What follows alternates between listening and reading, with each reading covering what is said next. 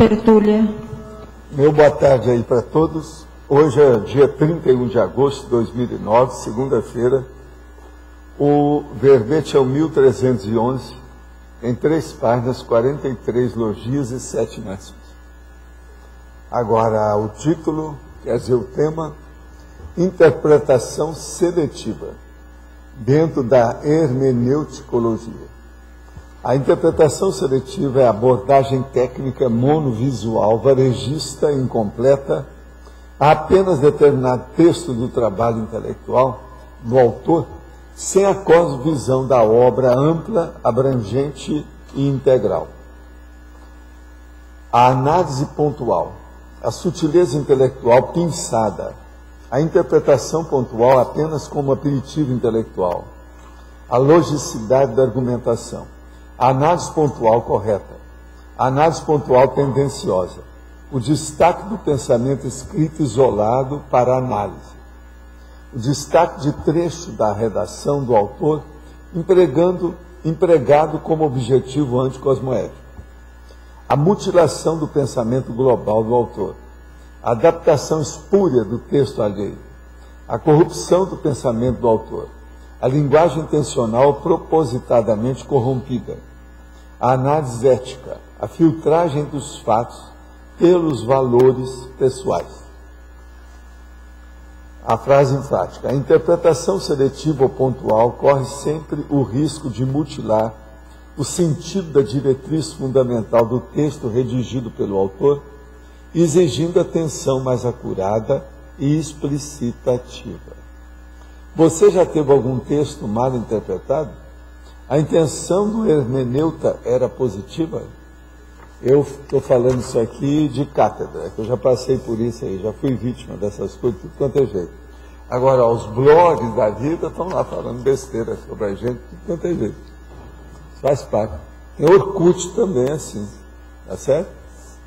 Como diz aquele meu amigo, ele fala assim: Valdo, dá licença que agora eu preciso de passar um e-mail. Aí ele vai para o banheiro. Então eu falei com ele: ó, não é bem e-mail, o melhor seria você falar em spam. Tá certo? Agora, pergunta: estou em processo de encontrar e construir uma dupla evolutiva. Porém, o sentimento de desconfiança e exploração é ainda muito grande e me impede. Como me auto-enfrentar diante disso? Que ações concretas você sugere? Isso aqui é uma moça cheia de vida que está falando. Primeira coisa é o seguinte: a dupla evolutiva a gente deve fazer para quem é uma consciência mais lúcida, antes de mais nada, para fazer assistência. Então, você esqueça o seu egão. Se você tem simpatia pela pessoa, se você acha que você se dá bem com ela e tudo mais, está tudo certo. Agora, entre na dupla para ajudá-la. A partir do momento que você pensar no duplismo para ajudar, acabou a desconfiança e a exploração, que você vai ajudar. A gente não vai ajudar uma pessoa que é o assistido desconfiada dele ou sentindo que ele está explorando a gente. Então isso aí tem que ficar bem claro. Às vezes, a melhor coisa da dupla evolutiva é isso mesmo. E outra coisa, no seu caso, possivelmente está acontecendo isso para haver uma reformulação da abordagem, né? Abordagem afetiva. Eu estou falando claro? Isso ficou claro para vocês? Né? Eu acho que é isso que precisa. Agora, qualquer coisa você olha quem é e depois traz aqui para eu dar o meu aval de avô. Tá certo? Valdo. Sim. Foi alto. Você quer dizer aí que, às vezes, a própria assistência pode ser, se deixar ser, entre aspas, explorado? Lógico, eu deixo isso a minha vida inteira, você sempre conhece, você sabe disso. O povo tudo fala, o Valdo é um bobo. Eu falo assim, bobo é a vovozinha, você ainda não foi na baratosfera recente. Eu vou à baratosfera recente para pegar os outros, dar um jeito, fazer resgate. Se der, a gente assistir, sim. Outra coisa, vocês nunca fizeram assistência para alguém que esse alguém não estava entendendo nada da assistência? Isso é a coisa mais fácil que tem. Depois de um certo nível, às vezes a pessoa não entende. Entende? Isso tudo faz parte. Então o problema aí, no caso, de desconfiança, se de ver. Se essa pessoa está me perguntando isso, é porque ela já é um pouco madura afetivamente, já passou, já está cheia de cicatriz, né? Em algum lugar, né? Em algum lugar. Então ela já sabe alguma coisa, por isso que eu estou falando nesse nível, porque isso que eu estou falando aqui é para uma pessoa madura, né? Você não acha? Mas olha, tem sua razão de ser, do ponto de vista afetivo, do ponto de vista psicossomático, do ponto de vista intelectual, mental somático, do ponto de vista racional, lógico. Outra aqui, comecei a fazer TENEPS em setembro de 2006, porém a mesma só veio a dar certo em agosto de 2008. No dia 29 de 8 de setembro, vivenciei um fenômeno de clarividência, onde percebi em toda a minha parte superior, saindo faíscas semelhantes ao da solda elétrica, com um movimento lembrando os movimentos de um beija-flor. Foi uma sensação agradável, busquei equilíbrio, deixei acontecer todo o fenômeno. Professor, poderia, se possível, acrescentar algo mais? Olha, isso aí é o seguinte, você mexeu aí e deve ter entrado num processo maior de ectoplasmia. Pode ser que você seja sensitivo a ectoplasta. Agora, se você viu num nível desse e se sentiu bem, é porque tinha algum amparador te ajudando. Agora, o problema é o seguinte, assuma essa posição e honre esse trabalho. Vamos em frente para fazer assistência, vale a pena. Trabalho profissionalmente como fotógrafo. De um tempo para cá, tenho pensado em como utilizar a minha profissão para fazer assistência e colaborar de alguma forma com o esclarecimento da sociedade usando essa linguagem. Pode comentar algo a respeito? Sim. Uma coisa boa, por exemplo, você pode pegar na cidade que você está, que eu não sei qual. Você vai pegar tudo que seja assim, por exemplo, esquecido, mas que seja exótico. Eu mesmo já indiquei isso para pessoas para fazer livro de fotografia sobre esse assunto. Eu, por exemplo, se tivesse tempo, é uma das coisas que eu desejaria fazer. Então, por exemplo, percorra a sua cidade e veja todos os anos da arquitetura, da natureza, alguma árvore, alguma esquina, algum local, uma legenda que seja expressiva, diferente, original, inédita, chama atenção pela a bizarrice, o exotismo, a curiosidade, a diferença. Isso ajuda muito a cidade. Foz tem um monte de lugar assim. Eu já falei com algumas pessoas, mas ninguém até hoje se aventurou a fazer um livro. Por exemplo, tem aquela Rua das Maples, aquela árvore do Canadá. Vocês já viram? Tem um monte de lugar aqui que tem verdadeiros túneis vegetais, do jeito que Balzac falou, está no livro dele. Tudo isso está para ser feito. Tem um lugar também aí que tem uma legenda sobre o processo de direito, que é uma perfeição aquilo. A legenda que está lá, comercial. Aquilo tudo precisa de ser chamado a atenção. Às vezes não precisa de falar muito, só fazer uma legenda. Então, ó, qualquer coisa, dê um pulo aqui a Foz, que aqui é um prato cheio para fazer essas coisas. Tem certas áreas, por exemplo, de árvore aí, que vale a pena. Um conjunto de araucárias, do jeito que há pouco tempo tinha, que eu falei que eu preciso tirar a fotografia, que eles vão acabar cortando isso. Parece que hoje eles já acabaram com ela, já não tinha mais. Haviam 13 árvores juntas, formando um conjunto belíssimo da araucária. Isso tudo são coisas que a gente vê. Agora veja, esse é o processo da estética. Fotografia é um negócio que a estética pesa muito na balança. Eu estou dando um exemplo, porque isso tudo aí eu já mostrei como é que é a situação. Isso é igualzinho script para fazer filme. mesma coisa. Sabe como é que é? A gente dá a dica para a pessoa fazer o livro do ponto de vista fotográfico, uma montagem fotográfica. Eu já trabalhei com muita gente, já fez fotografia, inclusive com o filho do Vinícius Moraes, que é o Pedrinho Moraes, um dos maiores fotógrafos do Brasil. Agora, gente, eu estou aqui com o Colégio Bertone, que está aqui todas as notas que saíram daquele exame, que é o Enem de 2008. É o melhor colégio de Foz do Iguaçu no Enem de 2008, foi o Bertone. O Colégio Bertone, que é dos nossos amigos aí, a gente sabe como é que é, eles estão apurando cada vez mais o processo didático, da organização também técnica, do processo administrativo do educandário. E aqui tem os dados para a situação toda. Ministério da Educação, Exame Nacional do Ensino Médio, Boletim do Resultado da Escola. Agora está a interpretação, a nota, a classificação no Paraná, a classificação em Foz do Iguaçu, ou primeiro em Foz, está bem claro aqui. Classificação nacional 1359, quanto à nota objetiva 365, quanto à redação objetiva 1359. Classificação do Paraná, 34. Em toda a situação, o Colégio Bertone foi o melhor colégio de Foz do Iguaçu no Enem 2008, com larga margem sobre o segundo colocado. Conseguimos também ficar entre os melhores do Paraná, ficando na frente de todos os colégios de Maringá, e entre os 10 melhores de Curitiba. Esse resultado expressivo foi alcançado em nosso primeiro ano de trabalho. Ele é fruto do comprometimento, profissionalismo, qualificação, inteligência e dedicação de nossos professores. Vivam esses professores, viva, eles merecem, muito bom isso, vamos em frente. Agora, gente, eu queria dizer para vocês que o Álvaro Uribe é o presidente lá da Colômbia, não é isso? Da Colômbia. Ele está com gripe suína. Agora, ele já estava com gripe suína quando reuniu lá na Unasul, lá com aqueles presidentes. Tem mais algum outro presidente que pegou a gripe? Eles estão de quarentena? São perguntas que a gente tem que fazer, né? Presidente é presidente, o que há? Tem que ver. Agora, o cara está com a gripe mesmo.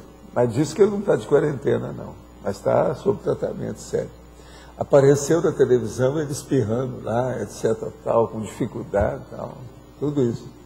Vocês estão vendo que essa Mano Sul não estava lá das melhores, não. Devia estar uma briga danada. O Olo Pensene estava um pouco suínico, né? Devia de estar alguma coisa esquisitinha lá dentro. Agora, outra coisa, sempre, de vez em quando, eu falo aqui sobre os nossos professores, né? Pois eu quero falar com você. Sobre os nossos professores aqui, principalmente os autores que estão escrevendo o livro. Então, hoje eu queria mostrar mais um aspecto do assunto. Imortalidade. A Academia Brasileira de Letras criou os imortais. Contudo, imortais, ou autores com o halo de eternidade, são, de fato, os conscienciólogos, autores, autorretrocognitores multiexistenciais. O que vocês acham? Tem lógica o que eu estou falando? A Academia Brasileira de Letras criou os imortais. Contudo, imortais, ou autores com o halo da eternidade, são de fato os conscienciólogos, autores, autorrevezadores, multiexistenciais. O que eles vão fazer? Eles vêm, vão ver o livro, vão tocar para frente, vão lá para cima. Esses caras da academia são todos cegos, tudo boboca, eles não sabem ler. Quer dizer, eles vêm, às vezes, estão vendo lá o autor, o cara chega lá e fala de um determinado autor, ele, às vezes, foi aquele cara, ele nem está sabendo, quer dizer, um boboca. Está entendendo? Então, veja, a Academia Brasileira de Letras dos Bobocas. Tá certo? Agora, vocês não, vocês estão fazendo aqui, nós podemos fazer uma academia internacional de letras de autorrevezadores multiexistenciais. O que vocês acham? Ninguém pode falar nada. Nós já temos só lá no Rocico, são 35 pessoas, são autores. E como é que é? E outra coisa, nós não estamos trabalhando com literatura, que é uma bobagem, processo artístico. Nós trabalhamos sobre tudo. Tem literatura, mas não é só isso. Então, veja, multi também, vamos dizer, no caso, multimental somático, multi-intelectual, é universalista. E também não é para ganhar dinheiro, a maioria tudo é gratuito. Como é que é? Então vocês vejam que na academia também a gente já passou uma perna, né? Já deu uma rasteira, acabou. Você pode falar.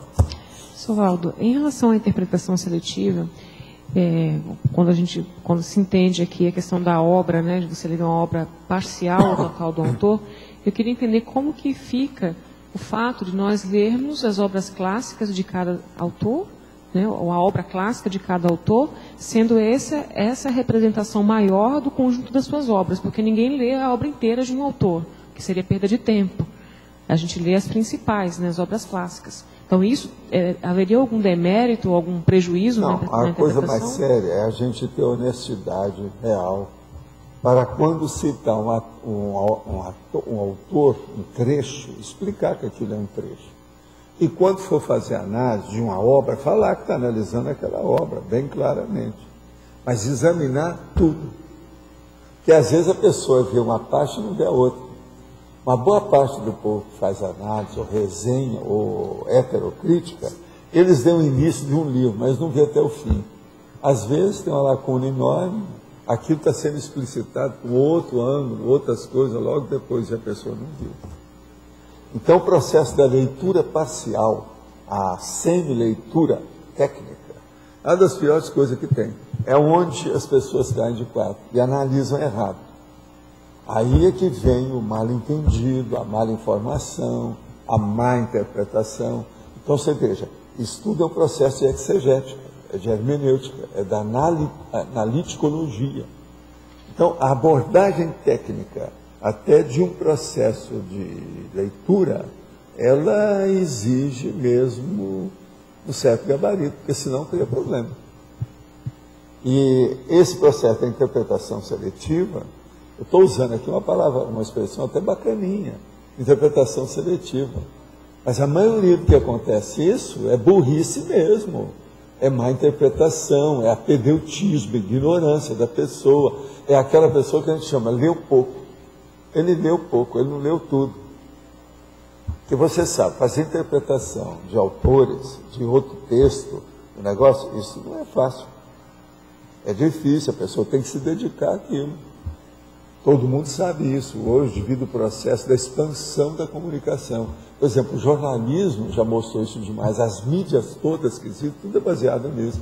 Por exemplo, uma análise até filosófica aí, ó, da equipe aí do Arlindário, eles têm que examinar muito o autor inteiro para ver como é que é, para fazer uma análise filosófica, que não é fácil. Agora, por exemplo, se analisar um fato também. Eu falando aqui, ó, como esses dias eu estou falando aqui para a Hannah Arendt, por exemplo, o caso dela. Houve um negócio lá com o Eichmann. Então, eles foram analisar o processo do Eichmann. Agora, o Eichmann foi pinçado na Argentina, levado lá para Israel e condenaram o cara. Esse processo de condenação tinha lá milhares de jornalistas fazendo o exame daquilo com calma. A maioria caía de quatro, que o governo de Israel estava aproveitando aqui para fazer propaganda a favor do pan-judaísmo, do sionismo, etc., de Israel. Agora, o que se passa? A Hannah Arendt vai e começa a falar tudo aquilo que eles não quiseram falar, e era a judia. Mas foi uma onda em cima dela. Mas veja, ela não fez essa interpretação seletiva. Eles fizeram. Agora, eles eram milhares contra ela. Você está entendendo como é que é? Agora, ela foi falar um verdadeiro tabu, que é o problema dos colaboracionistas judeus que ajudaram os nazistas. Não podia tocar nisso, é um tabu para os judeus. Os judeus escondem tudo. Agora, ela expôs isso, sabe?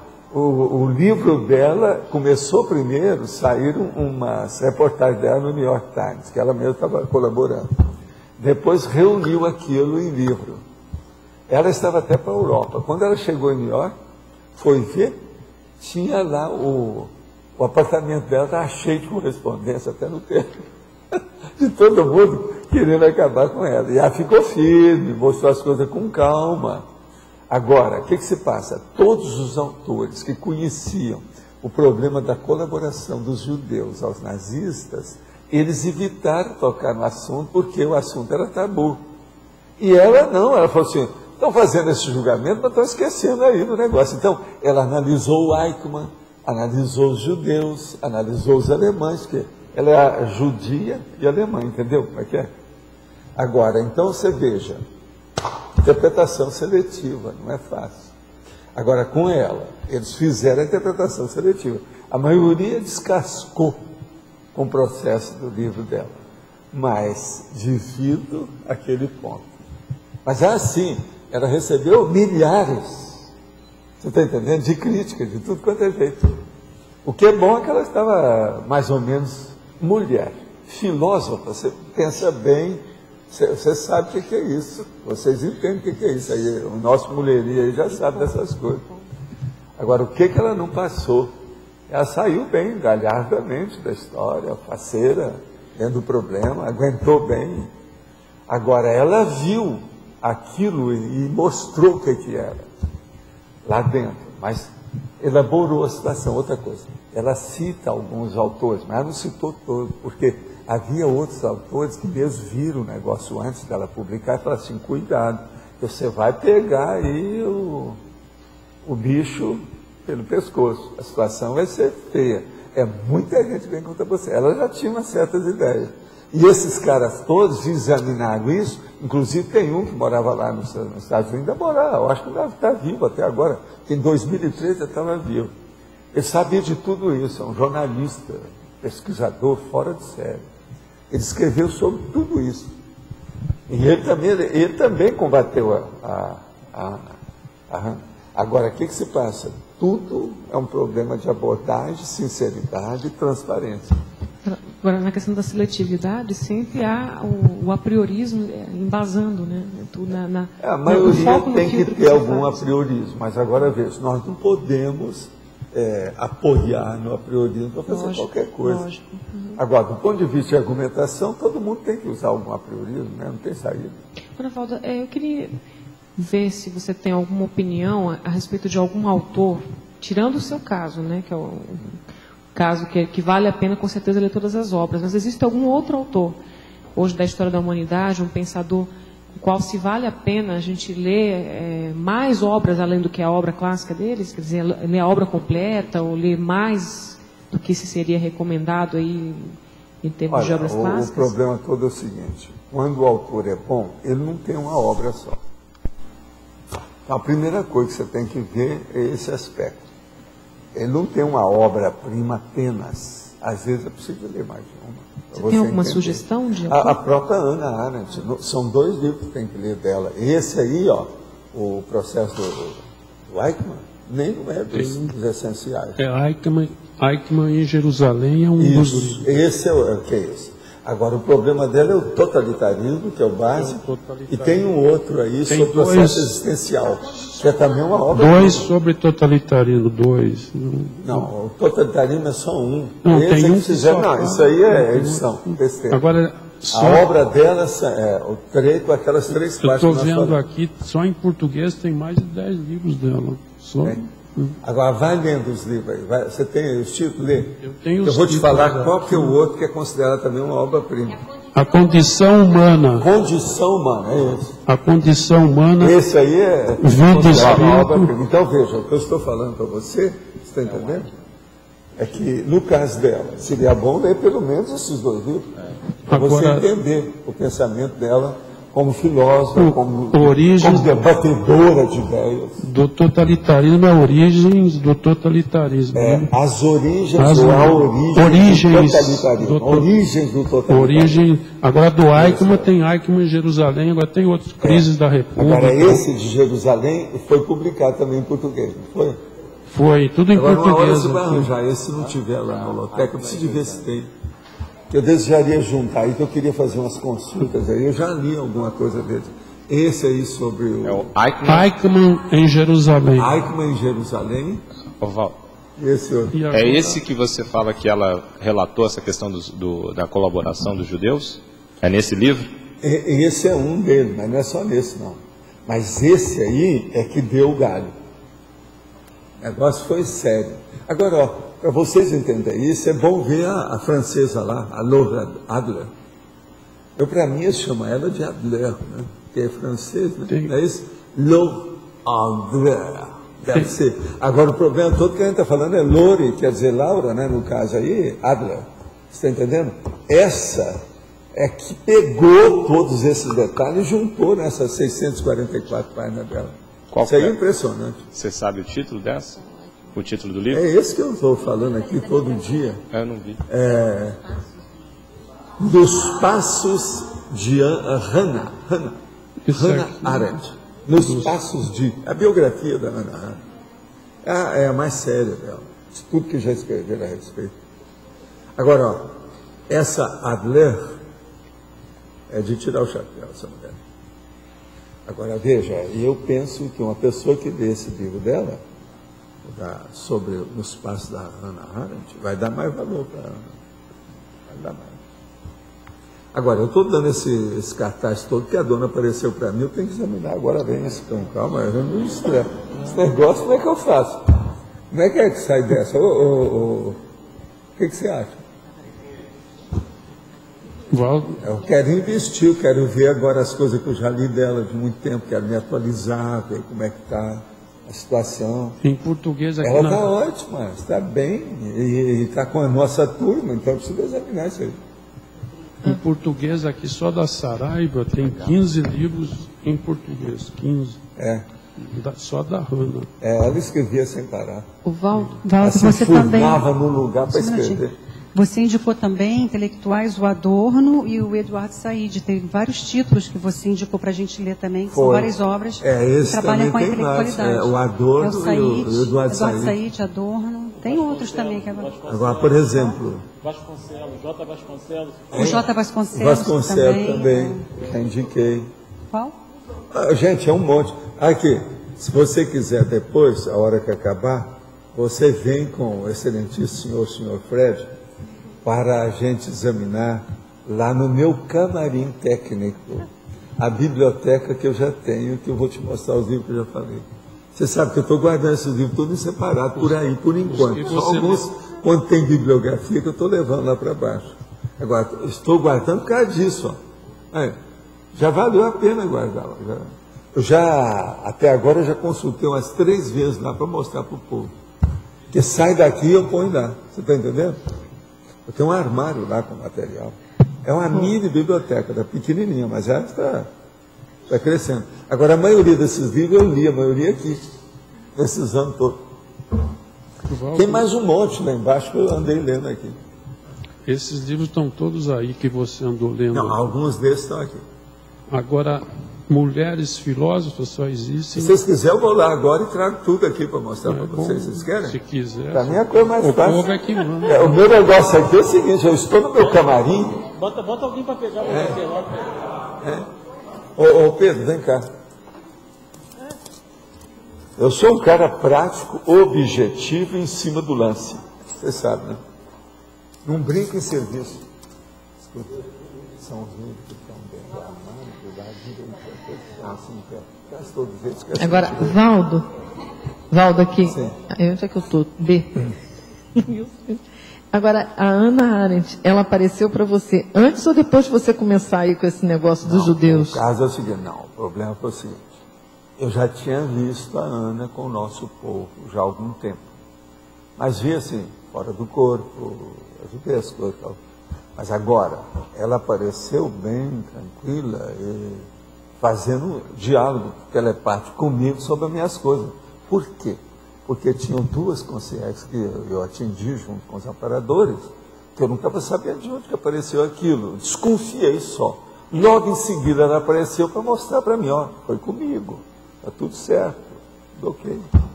Entendeu? Mas agora, e outra coisa, né? Ela se mostrou de uma maneira, assim, bem avançadinha. Ela está numa boa posição hoje. Quanto tempo isso foi? De quê? Que ela apareceu para você agora? Há alguns dias agora. Eu falei aquele dia. Gente, eu não estava aqui. É só anotar aí. Vocês todos são retardatários. Eu não vi, peguei andando. Chato é que eu tenho que chamar agora todo mundo retardatário, porque estava fora, né? É. Não viu? O problema todo é esse. Valdo, Não, mas tem mais lá. Ah, tá aí. Deixa eu só ver aqui para vocês verem. Todos esses aqui, eu acho que eu andei falando. Olha, vou falar do jeito que apareceu, tá certo? Eterna Juventude, Ricardo Kohler, é o Kohler, aqui da Argentina. Viver 120 anos. Lembra que eu falei sobre, aqui fala sobre Vilcabamba. Agora, Giuseppe Duzzo, organizador, o poder, história da filosofia política moderna. Isso aqui eu sou político. Viktor Frankl, esse aí é um amigo lá do Loche, sobre Em Busca de Sentido, que é Auschwitz, com as coisas todas, o campo de concentração, aquela história. Teorias de Tudo, que é do John Darrell, A Busca da Explicação Final. Eu também andei lendo esse livro por aqui, toquei no assunto assim por cima. Vasconcelos, Como a Mente Humana Produz Ideias. Esse aqui, o pequenininho dele, é interessante isso aqui. Agora, outra coisa, o grande. Itália fascista e Alemanha nazista, o estilo fascista de governar. Alexandre Grande. Isso aqui é sobre fascismo, ou fascismo, como a gente chama. Está muito rápido? Eu sou rápido, eu já falei, eu sou em cima do lance. Eu vou chamar um monte aí para trabalhar com vocês. Vamos ver se vocês aprendem alguma coisa com o monte. Mas o que mais? Pode seguir? Itália fascista e Alemanha nazista. O estilo fascista de governar. Alexandre Grande. Grande é grande com D no fim. Esse é da Mazda. Esse livro é interessante para ver o processo de fascismo. Quem não conhece bem o fascismo, é interessante. Qual deles? Teorias de Tudo? Teorias de Tudo, a busca da explicação final. Esse aqui nós temos lá. Esse aqui é antigo, eu já falei nele há muito tempo, em curso meu, etc. É do John Darrell, sabe? É interessante também esse livro. Agora, outra aqui, que eu andei falando. Fernando Moraes Montenegro, As Aventuras do Marechal que fez uma revolução no céu do Brasil. Aqui é o nosso amigo. Lembra que eu toquei no assunto aqui com calma? Foi mais de um dia que a gente tocou. Pois é, eu sei. Fernando Moraes Montenegro. Montenegro, é a vida dele. É da editora Planeta. Agora aqui, os crimes de Napoleão, atrocidades que influenciaram Hitler. Isso aqui é terrível, para examinar o processo do hitlerismo. Agora, Napoleão, tem até um artigo que saiu aqui na revista, que eu deixei dentro, para chamar a atenção. Eu toquei nesse assunto aqui com vocês também. Aqui, Napoleão, o inspirador de Hitler. Está aqui, do Ivan Cláudio, é a revista Isto É. Isso depois vai tudo para a holoteca. Eu não mandei lá porque eu estava esperando assim, que alguém igual a você fosse pedir as contas. O autor de quem é esse aqui? O Claude Ribbe. Ribbe é R-I-B-B-E. Claude Ribbe. Esse aqui dos crimes de Napoleão.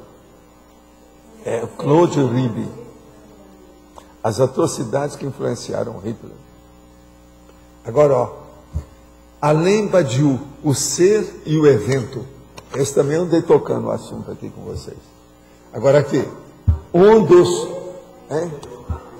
o ser e o evento. Alain Badiou. Badiou é B-A-D-I-O-U. Badiou. Francês, isso aí. Alain Badiou. Agora aqui, esse aqui eu andei falando muito sobre Schopenhauer. Esse aqui é um dos livros dele. É A Arte de Insultar. Schopenhauer, Martins Fontes. De insultar. Entende? São as bobagens. Mas tem outros dele que eu andei falando, que eu já mandei lá para baixo. Tem um monte que a gente mandou. Há pouco tempo, foram mais de 200 livros que eu coloquei na holoteca, você sabe. Agora, Filosofia Contemporânea em Ação.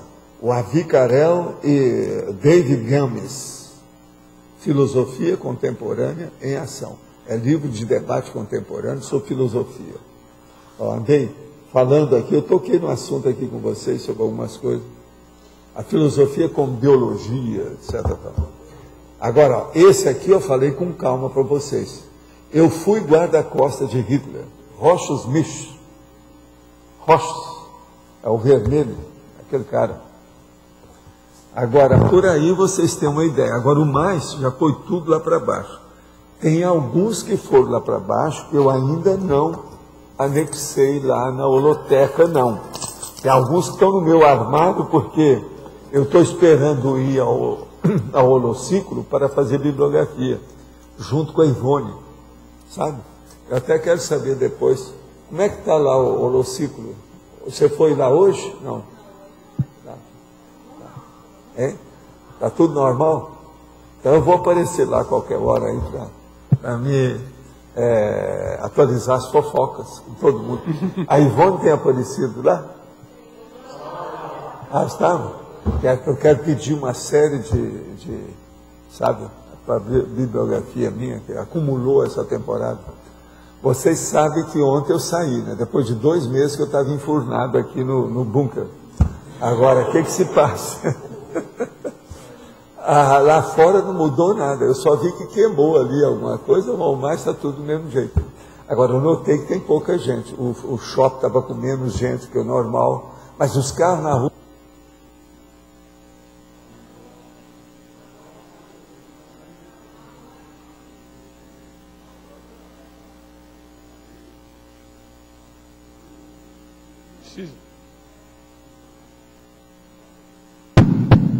Alô, agora? Deu?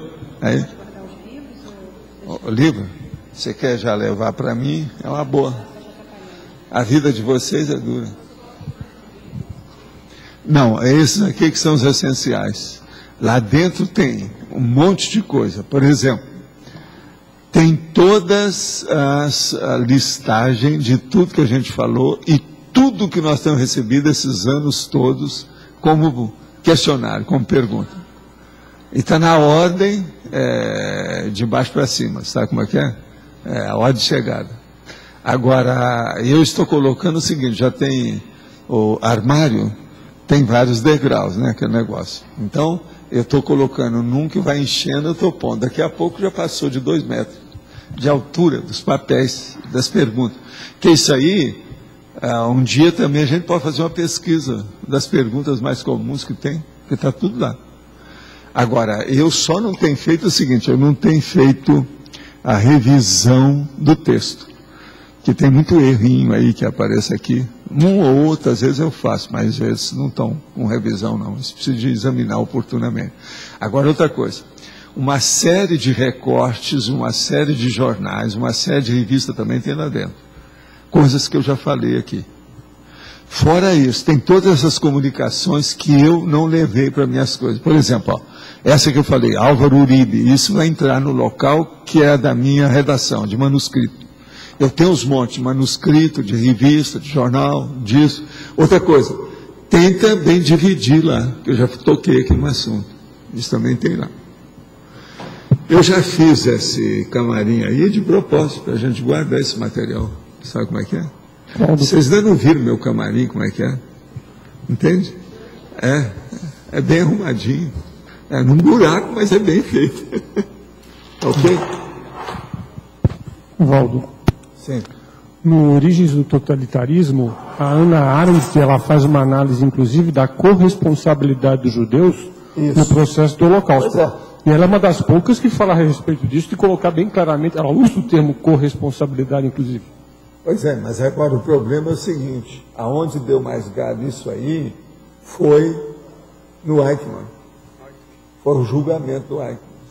Ela foi lá e estava representando uma revista, ela foi como jornalista da história. E ela até se enjoou daquilo, depois saiu de lá, tornou a voltar.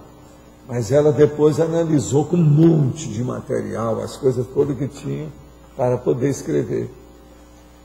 Foi o que deu mais galho nessa questão do Eichmann, foi o que ela escreveu. Agora, ela se tornou, né, nessa história, ela já era conhecida, mas com isso ela se tornou uma celebridade intelectual, né? Querendo ou não, nessa questão lá do processo nazista e o judaico, nazista, alemão, etc., para estudar no século XX, eu acho que não tem jeito da pessoa estudar sem analisar o texto da Hannah Arendt. Você está entendendo o nível dela? É uma coisa séria. Outra coisa, ela superou o mestre dela, que era o Heidegger. Não? O próprio Jasper, o Karl Jasper, ele reconheceu isso. Ele falou, você superou o mestre. Muito mais. Ela chamou a atenção muito mais os alunos, as escolas, tudo atrás dela, muito mais do que o Heidegger. E o Heidegger era considerado o papa da filosofia do século XX, na ocasião, antes do processo da guerra, antes de 1933. A hora que ele entrou no partido, o negócio deu tudo para trás. Do Eichmann, que eu lembro pela imprensa, que eu era novinho, mas eu lembro que houve um comando judeu que sequestrou o Eichmann da Argentina. Eu acompanhei isso tudo. E não sei, você sabe, eu já lia jornal sem parar, né? E depois tudo. O julgamento. Tem material lá embaixo. O julgamento, e ela criticou basicamente o que de tudo isso, do julgamento? Não, ela fez uma análise de tudo, analisou até a personalidade do Eichmann. Ela falou, o Eichmann é bobo. Explicou por que ele era bobo. Mas o cara não era bobo, e ela mesma falou. Ele não era louco, ele não era nada. Agora, ele não estava sabendo o alcance daquilo. Uma outra coisa, o Eichmann nunca matou ninguém. Você está entendendo? Mas ele articulou todo mundo para matar milhões de pessoas. Quer dizer, ela foi analisar todo esse aspecto doido da história. Você está entendendo? Um negócio muito sério isso aí. E outra coisa, aquele julgamento demorou muito. Ela explica isso tudo. Nesse livro aí, essa Ada também explica a coisa toda, como é que foi o processo de julgamento. Não é fácil. Agora, eu acompanhei isso na época, porque isso aí era... Quando descobriram o cara, e de uma hora para outra levaram para lá, todo mundo queria saber, né, como é que os judeus fizeram isso.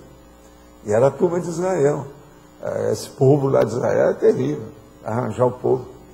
Foi o próprio Mengel, depois eles pegaram aí no Brasil também. Eles são especialistas em fazer esses comandos. Fizeram na África também aquela vez, lembra? Foi. Eles são especialistas em fazer esses comandos assim por baixo do pano. Agora, eu sempre me interessei por isso, por causa do povo que eu vi, né, da época de Perón, aquele negócio todo. Vivenciei o negócio estar perto de mim para ver como é que era, na época da ditadura do Perón. Eu vi aquilo tudo, como é que foi, o negócio da Evita, tudo, eu ia lá muito. O que é engraçado é o seguinte, nessa excursão científica, que praticamente foi o Perón que pagou para a gente ir à Argentina, para ele, porque ele queria fazer propaganda do justicialismo, que eram os descamisados dele, lá o negócio da política dele, daquele povo todo que foi, que eu sei que fala nessas coisas só eu. Quer dizer, parece que aquela viagem foi para mim. Você está entendendo o que é? E eu era o menor da história, o mais novo, o intérprete da história.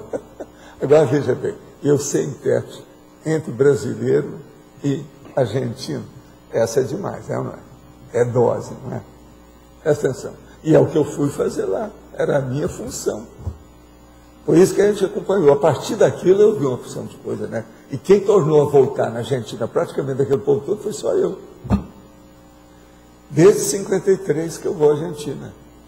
Agora, tinha época que eu ia lá 2, 3 vezes no ano. Tudo tinha algum contato público, alguma coisa disso.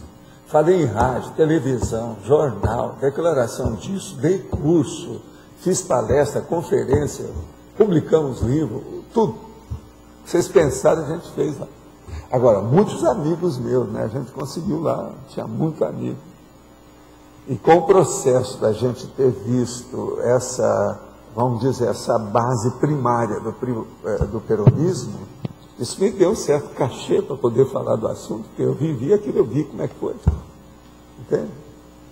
Para esses comandos aí israelenses, também esse povo todo fazia plástica, tudo... Eles ficavam o tempo todo para demorar. Mas agora o Eichmann, o povo já sabia da existência dele. Já há algum tempo. Entendeu? Agora, o que se passa? Lá, Israel, eles estudaram bem planejaram os comandos e sequestraram o cara. Agora, eles queriam pegar um para servir de cobaia, para mostrar o resto. Entendeu?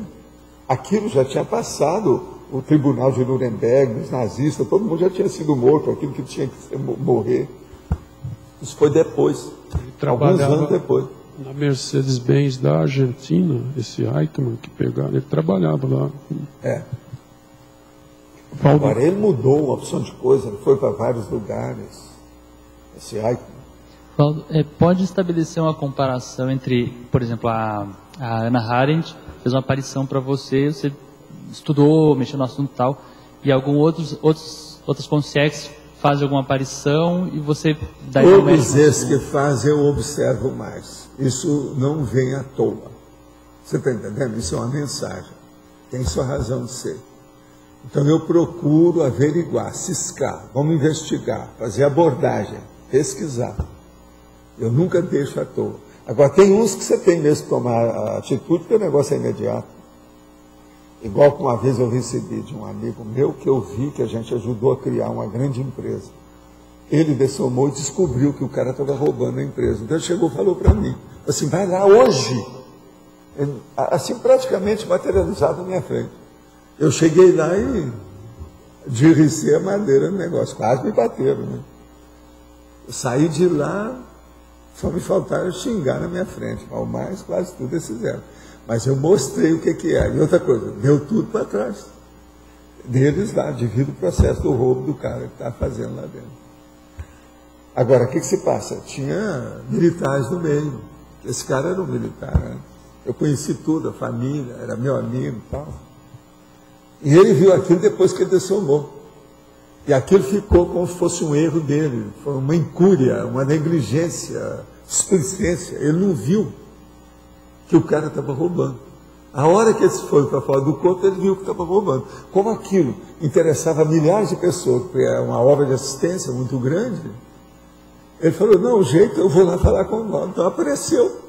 Valdo, vai lá. Mas assim se há de ver o sofrimento dele falando para mim, a consciência. Ele tinha já dessomado já há algum tempo. Em geral, a consciência ou o parafato, ele deixa claro se é para entrar nele ou se é para deixar observar. Pois é, mas a hora, quando eles falam assim, é porque às vezes tem um processo de injustiça muito grande. É lógico que você tem que entrar lá com uma certa diplomacia para ver o que é. Eu entrei na minha condição de ser amigo daquele, de ter ajudado indiretamente a criar a organização, sabe como é que é? Assistencial. É uma grandona no Brasil. Eu não vou falar o nome aqui, que não é bom. Agora, conheço tudo. Depois disso, eu até encontrei com a família dele para falar, olha, o homem apareceu para mim, assim, porque ele era muito meu amigo. Entende? Agora, como é que você veja como é que são as aparições e os fenômenos? Ele não está sabendo de nada. Ele dessomou. A gente até sentiu falta dele, etc. Mas ele estava doente e sabia que ele ia morrer. Dessomou. Passa uma temporada. Ele aparece na minha frente. Fala aquilo, eu não estou sabendo de nada. Não estou acompanhando aquilo nem nada. Aí o que eu faço? Levanto, que isso é dessas aparições hipnopômicas que aconteceu. Levanto, visto minha roupa, pego o carro, vou lá para ver na principal sede. Falo assim, vem cá, tem um fulano aqui, chama assim, assim, assim? Tem. O que ele faz? Não, ele está fazendo isso. Ele não está desviando dinheiro? Não. Assim, então é aí que precisa. Aí eu falei assim, ó, quem é que está aí? Quais são as pessoas da diretoria? Chamei o povo que conhecia esse meu amigo, falei assim, olha, ele apareceu para mim e falou que fulano está roubando isso, por causa disso. Olha, porque o negócio deve ser grande. Aquilo foi um alvoroço.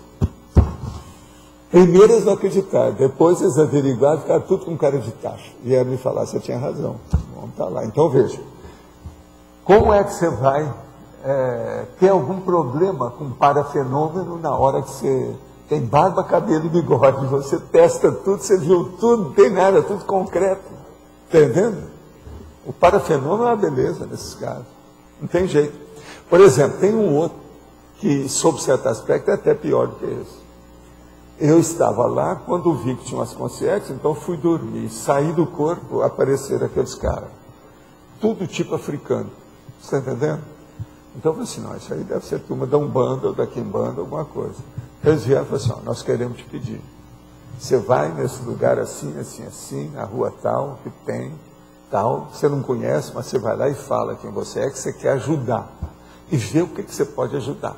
O povo precisa de ajuda de algum modo, mas não é só ajuda econômica. Vê o que você faz.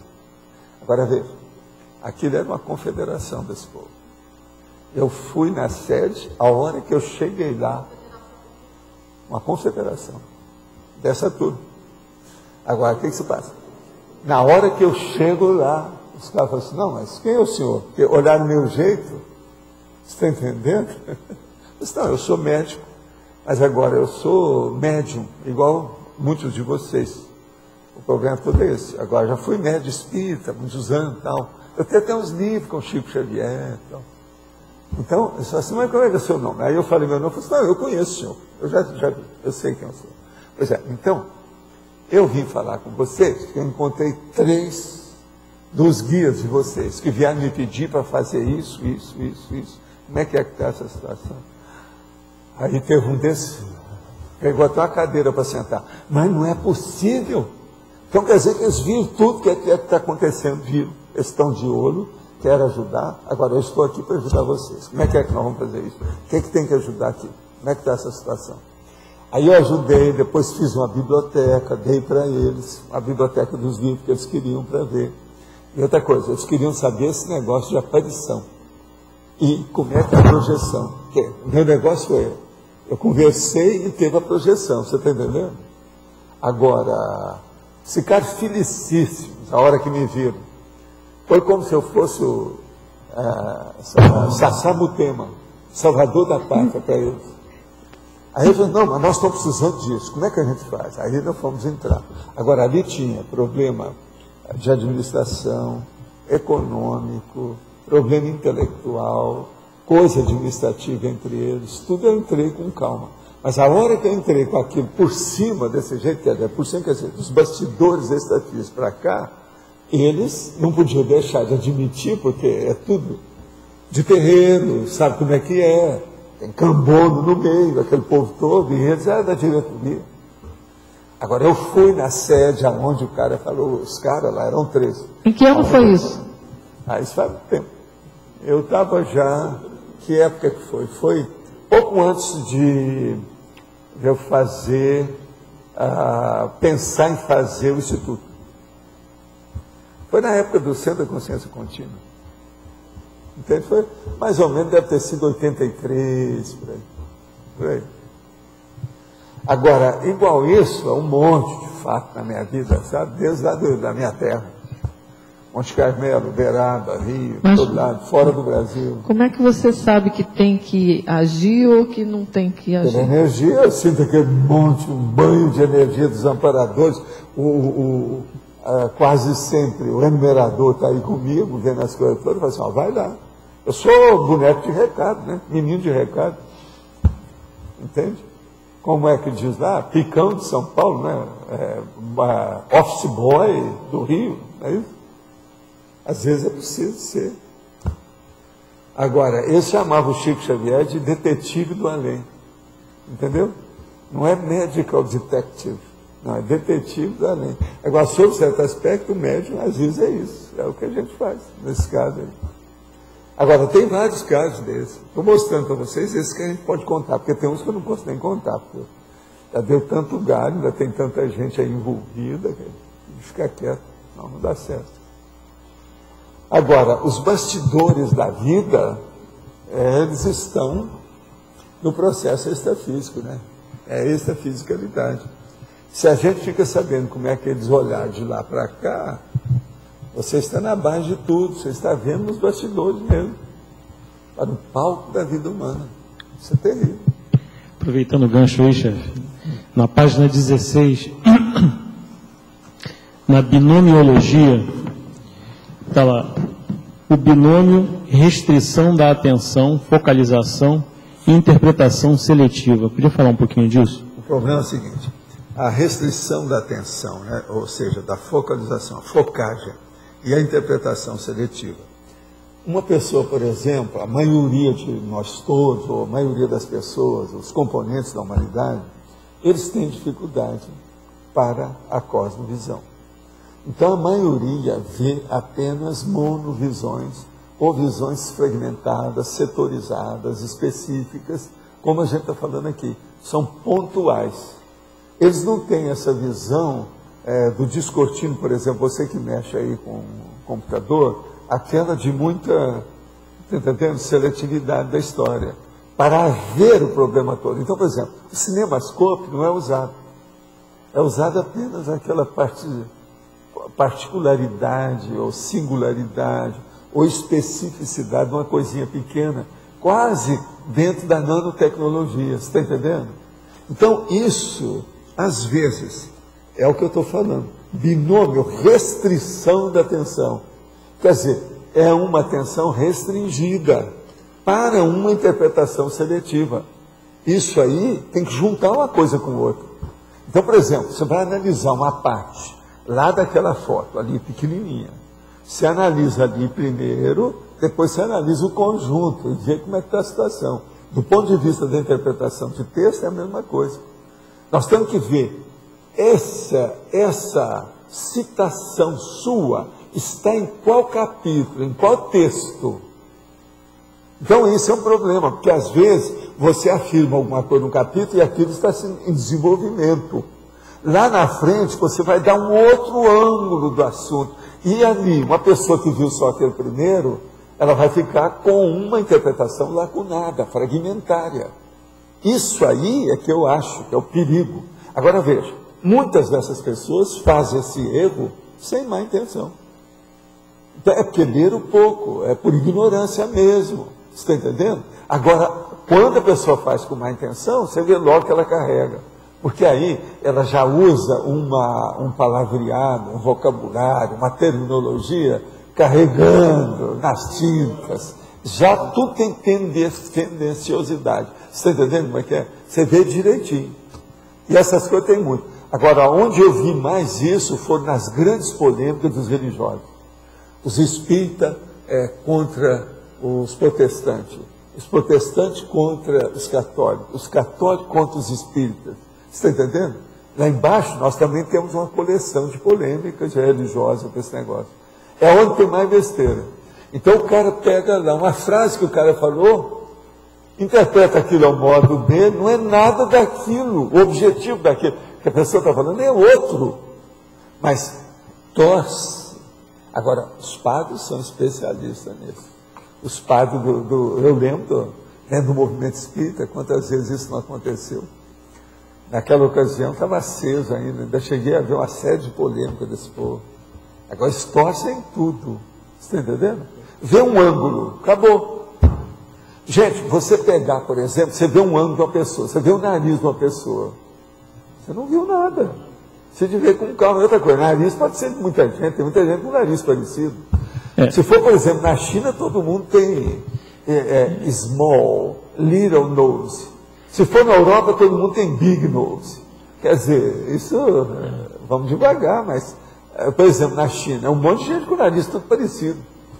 O negócio do patrulhamento ideológico, né, Valdo? É o cara olhar aquilo ali, já buscando dentro daquilo ali os elementos como se fossem armas. Usar a palavra como arma, né? A arma é isso, ele está usando o negócio para atacar. Para atacar.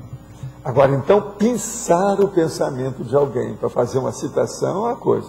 Agora, pensar o pensamento para interpretar o texto inteiro do autor é outra coisa. É aí que vem o erro. Vocês estão entendendo?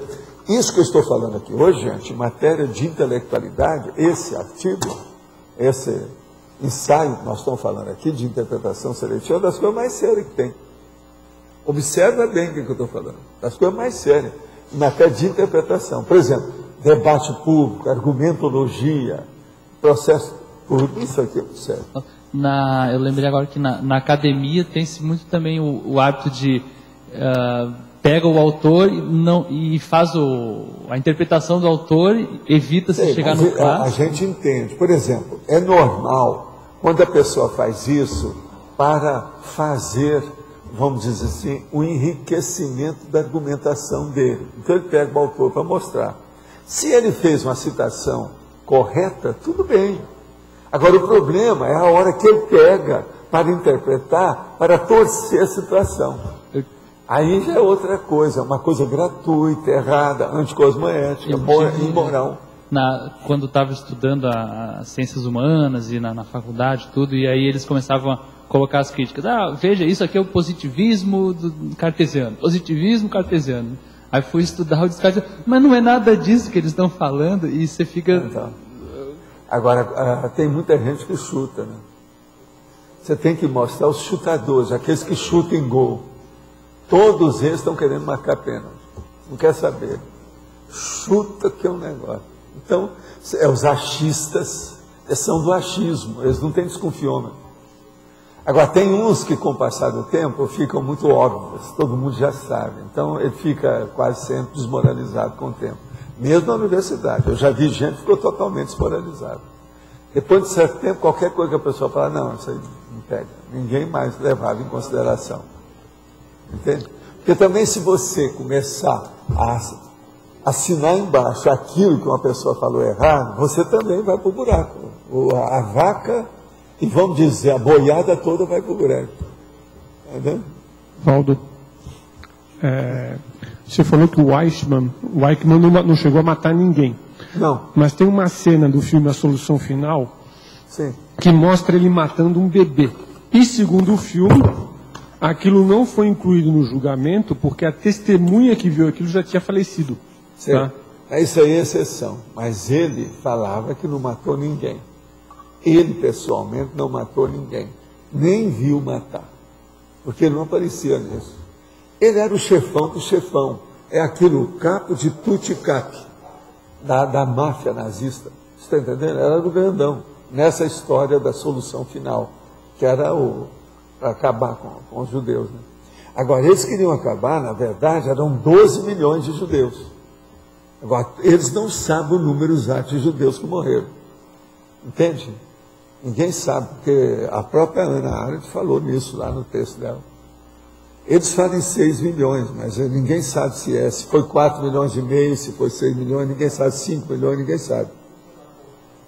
Não, porque tem uma série de coisas, era lugar demais que eles andaram matando. Vocês não viram em Auschwitz o negócio, qualquer coisa matava 600 num dia, tudo ali junto, numa hora. Vinha aquele monte de gente, entrava no lugar, eles abriam o gás e matavam todo mundo. Depois levava aquilo tudo para a incineração, queimava todo mundo, no crematório. Só saía fumaça, ninguém via nada. Quer dizer, não é fácil. Agora veja, alguns anos funcionando desse jeito em vários lugares, foram milhões mesmo, mas exatamente quantos? A gente não sabe. O negócio é difícil. Agora, o que se passa? No julgamento fala que ele mesmo se referiu isso várias vezes, que ele não matou ninguém direto. Agora, você pega esses outros que trabalharam lá com os nazistas, igual o Miklos, aquele cara, todos esses, eles falam nisso. Esse outro aí também, vê aquela turma que matou. Eles viram o negócio, a morte, o negócio tudo de perto. Não é fácil isso aí, não. Antes, a humanidade nunca passou por uma condição igual a essa. Agora, a situação é precária, porque além dos nazistas, teve também o negócio do Stalin. Depois disso, todos esses outros, Pol Pot, aqueles caras todos, Idi Amin, todo mundo andou matando muita gente. Essas estatísticas são furadas, como é que vão saber? Não, e essa dos nazistas são a mais furada que tem. Eles mesmos lá falavam isso, não tinha saído. Agora, nós não podemos esquecer que isso é ser humano que nós estamos tratando, tá? Eu não estou falando de tigre, nem de lobo, nem de hiena. Agora, estou falando de gente. O julgamento do Eichmann, que eu lembro, como todo julgamento nazista, eles falam assim, estavam recebendo ordem como defesa. Estavam recebendo ordem. E aí, né? Agora, a pergunta cretina da Hannah Arendt foi a que criou mais problema dela, foi o seguinte: qualquer coisa, o cara falava, apresentava, testemunha, isso e aquilo, tudo, os judeus. Ele perguntava assim, por que você não se rebelou? Essa pergunta é terrível. Essa aí é que ficou no problema dela. Isso aí, uma multidão contra ela. por que você não se rebelou? Por quê? Agora, depois disso, além de falar essas coisas todas, ela vai mostrando onde é que os próprios judeus ajudaram a matar os judeus. Está entendendo? Professor. Colaboraram. Agora, outra coisa. Primeiro, eles arranjaram, parece que era mudar a expressão para não ficar muito ruim. Em vez de colaborador, tinha outra coisa, era cooperar. Cooperadores e colaboradores. Tinha umas coisas dessas. Eu sei que mudaram o texto, ou a expressão, para fazer o eufemismo, para o negócio não ficar muito ruim.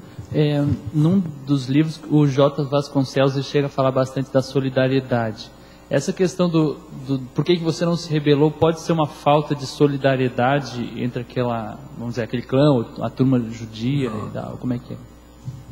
Essa não cola. Não era isso? Não dá. Não cola. Professor. Porque... O problema é mais sério e mais embaixo. Eu acho um paradoxo. Ficou cada vez mais sério. Quanto mais matava judeu, pior ficava para eles. Pois é, mas não é Agora, aqui tinha judeu no meio, tinha. Não é um paradoxo. Agora lá tem os nomes, tem tudo. Gente, eles fizeram esse acordo. Agora, outra coisa. Tem os caras, e é por isso que eles ficaram danados da vida. Esse camarada que queria trocar 1 milhão de judeus por 600 caminhões, está entendendo? Vocês sabem, eu já falei isso aqui, ainda não, né? Então, veja, havia o camarada que era, como é que é, o Hasner? É um negócio assim, o Hasner. Agora, ele queria trocar porque eles tinham os caminhões. Então, a intenção dela, segundo o americano que estudou, era salvar os judeus. Agora, para a Ana não era nada disso. Ele estava querendo era acabar com os judeus, mesmo assim tocando os caminhões, com os caminhões. Pois entendeu? Mas então isso criou um negócio pior. Agora veja, trocar 1 milhão de judeus por 600 caminhões. Como é que a gente analisa Eles isso? precisavam de caminhões. Agora, o que se passa? Eles lá sabiam, e o cara que fez isso, para mim a Ana deve ter investigado o negócio por isso, sabia que os alemães não iam fazer uma coisa dessa, os nazistas. Eles não iam trocar 1 milhão de judeus, que o problema deles era acabar com os judeus, a ideia deles fixa. Então agora vai trocar para o caminhão, eles estavam precisando de caminhão, mas mesmo assim, você está entendendo o que eu quero dizer? Então, eles já sabiam. Então, por exemplo, aquele cara fez isso visando o quê? Aí é que entrou o processo da Hannah Arendt. Vocês veem que esse processo são das tragédias mais sérias que a humanidade já passou, né? Envolvendo milhões de pessoas. Pois é. Agora, a minha pergunta é essa questão de... o judaísmo, ele, ao mesmo tempo, mostra uma faceta que é super unida e super desunida. Como é que analisa isso? Porque... E falta de cabeça. Não é só isso. Pior que eu falo... Aí a minha pergunta para você... Como é que é esse povo tão inteligente passar por uma dessa? Eu considero, por exemplo, a maioria dessa turma, dentro da etnia, por exemplo, a judaica, eles são dos mais inteligentes que tem na Terra. Agora veja, judeus, alemães, que estavam na ponta também, que alemão também não é fácil, eles são muito inteligentes, uma opção de coisas. Como é que esse povo entrou nessa? De um lado e do outro.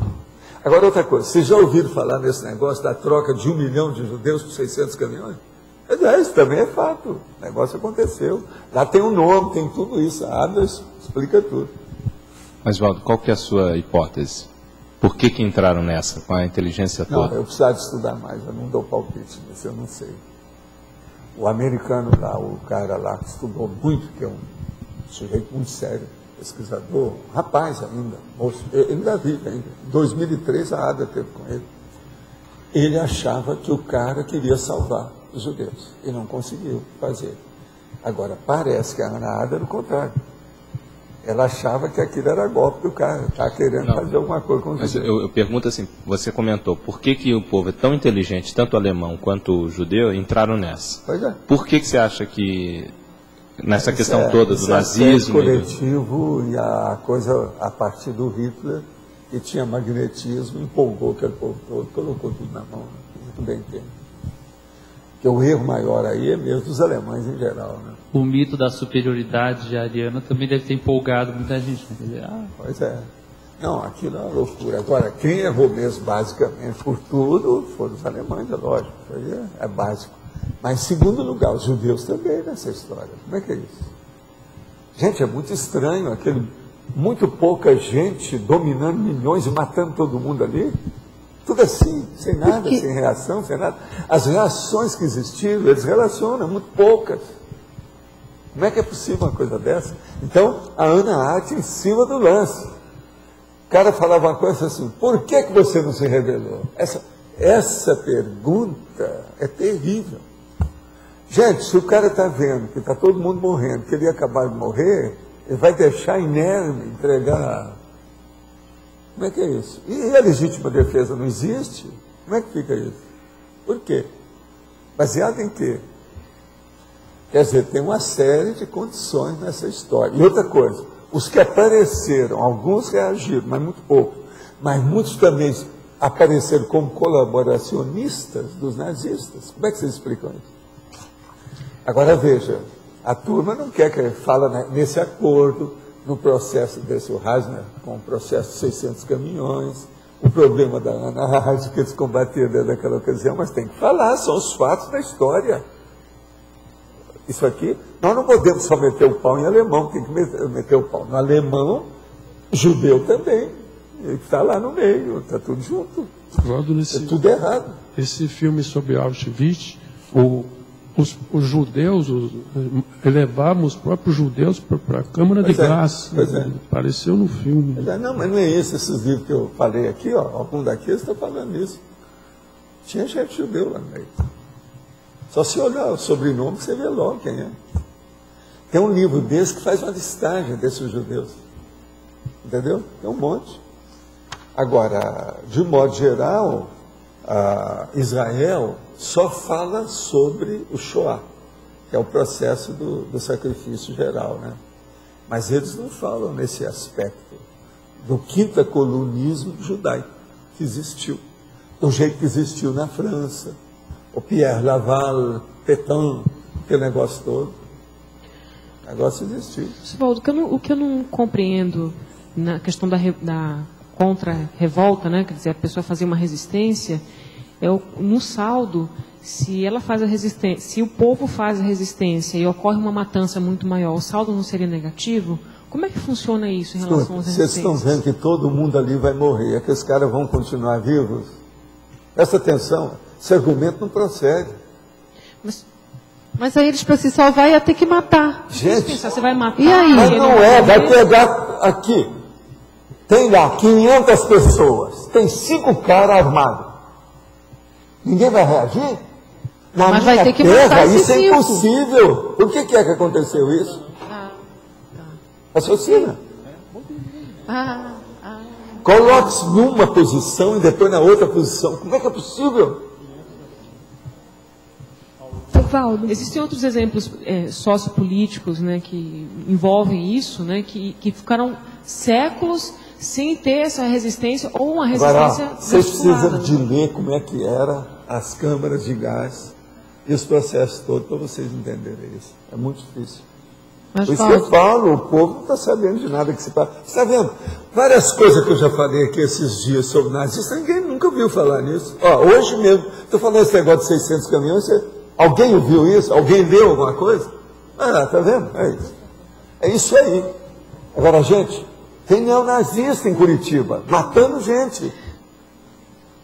Vocês acham que a gente deve deixar isso repetir? Ninguém vai falar nada. Mas, Valdo, olha só, você mataria para salvar?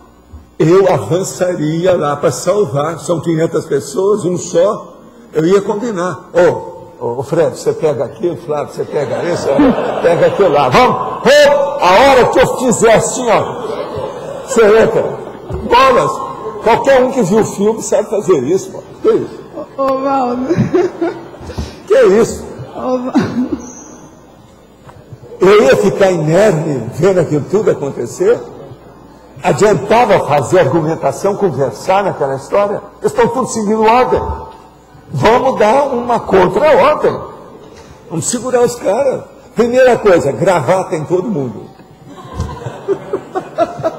Era a situação.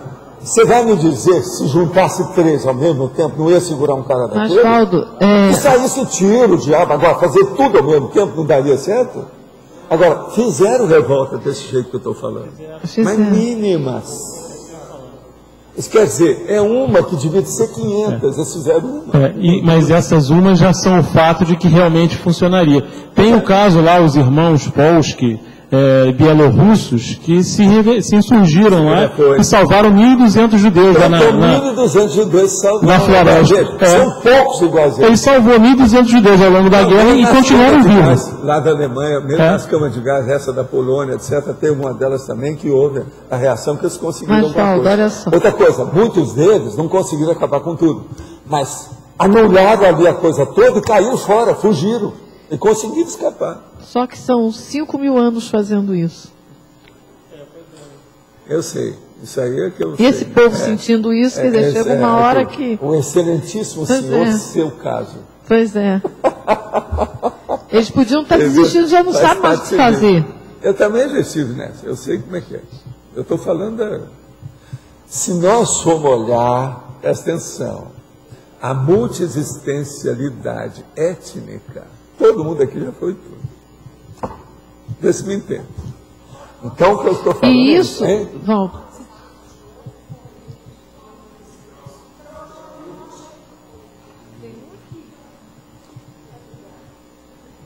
por exemplo, outros casos em que Escuta, houver insurgências. Não na história da humanidade.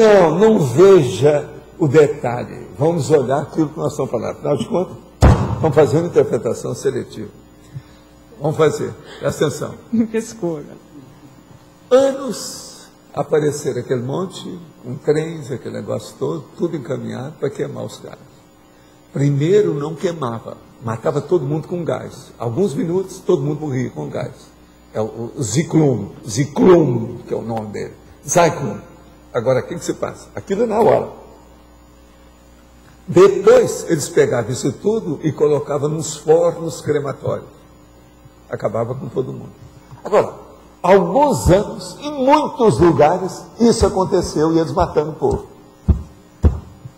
Agora, quantos dias, quantos milhões ali sendo cremados? E algumas pessoas dirigindo aquele povo armado. Esqueça que o mínimo é o mínimo do mínimo. Tá, mas cada um vivo não daquele... dá. Mas, Valdo, cada um vivo, e cada um que estava vivo, cada um daqueles judeus que estava vivo, tinha mais não sei quantos dessomados que estavam já daquele jeito. Mas então aumentava mais aí do sentido. Aqui, se você for ler o problema do povo que estava prisioneiro, encarcerado nos campos de concentração, lá pelas tantas eles começaram a ver tudo que estava acontecendo. Eles já sabiam o que ia dar. Mesmo aqueles que estavam trabalhando lá não reagiram. Você está entendendo? Gente, não dá.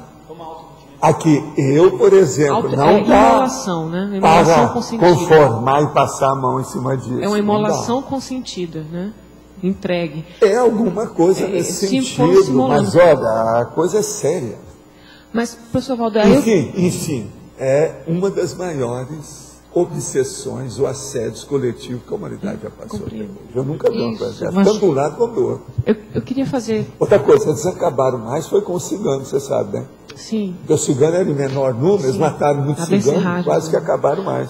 Agora, o judeu foi só a metade da turma da Europa. Eles não chegaram a acabar com mais da metade, não.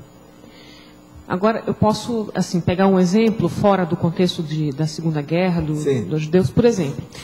Lá na escravidão, inclusive, dos hebreus no Egito Antigo, que foi aquela coisa difícil, complicada, com Moisés para sair, para unir aquele povo e conseguir sair e se libertar da escravidão daquilo ali. Foi feito um auê aquilo, mas era muita gente. Só buraco de dente. Oi? Desse tamanhozinho. Para sair de lá? Não, esse povo tudo era desse tamanho, só isso. Você considera então que esse é porque era o não era nada. Volume? Nós estamos falando agora, no século XX, milhões de pessoas. Se você for olhar a demografia que havia nessa época, não havia ninguém, muito pouca gente. Então, no contexto mais de agora de escravidão do século XIX, que chegavam mais de 20 mil pessoas, 70 mil pessoas por mês, tudo por exemplo. Não tem nada para comparar com o que aconteceu. Agora veja, mais do que isso foi só Stalin. O Stalin matou muitos dos seus contemporâneos na Sibéria, foi mais ainda de 6 milhões. Eles acham que lá na Rússia eles mataram mais de 10 milhões. E muitos eram os próprios russos. Esse foi o pior. Uma outra coisa, ninguém sabe exatamente quanto que o Mao Tse Tung matou.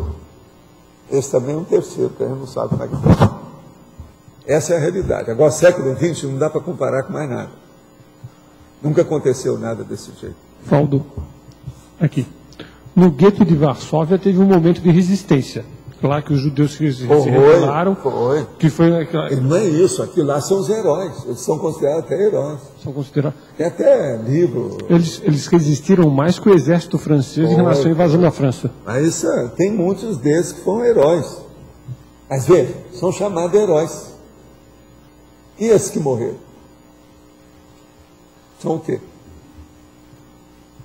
É isso que ela falou.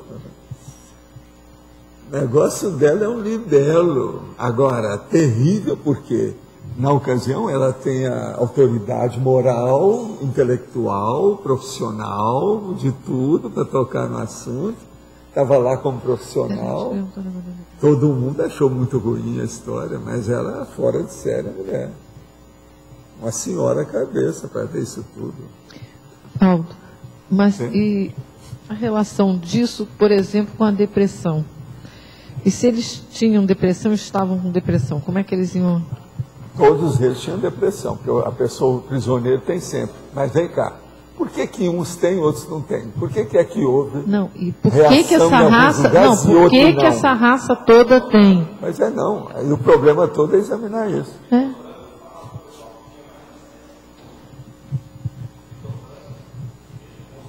Tem várias pessoas, vários prisioneiros que tinham resistência, estavam bem do ponto de vista mental, que não tinham processo de depressão. Não, isso todo mundo sabe, mas não é isso, muitos chegavam totalmente lúcidos.